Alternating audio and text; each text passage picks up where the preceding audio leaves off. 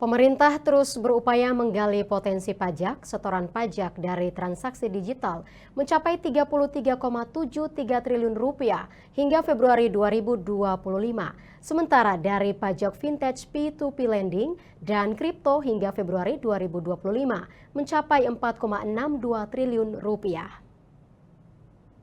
Direktorat Jenderal Pajak Kementerian Keuangan mencatat jumlah setoran dari sektor usaha ekonomi digital ke kas negara telah mencapai 33,73 triliun rupiah hingga akhir Februari 2025.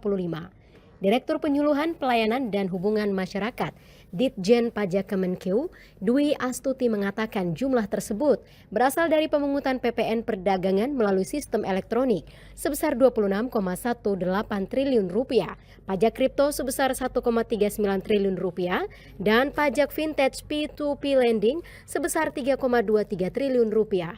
Kemungkinan ada juga dari pajak yang dipungut oleh pihak lain atas transaksi pengadaan barang dan atau jasa melalui sistem informasi pengadaan pemerintah sebesar 2,94 triliun rupiah. Sampai dengan Februari 2025, pemerintah telah menunjuk 222 pelaku usaha perdagangan melalui sistem elektronik menjadi pemungut pajak pertambahan nilai. Sementara itu, pajak dari bisnis vintage peer-to-peer atau P2P lending dan aset kripto sebesar 4,62 triliun rupiah hingga akhir Februari 2025.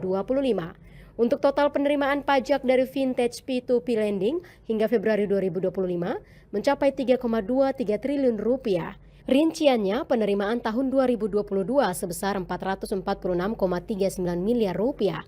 Kemudian penerimaan tahun 2023 sebesar 1,1 triliun rupiah. Penerimaan tahun 2024 sebesar 1,48 triliun rupiah. Dan yang terakhir tahun 2025 sebesar 196,49 miliar rupiah.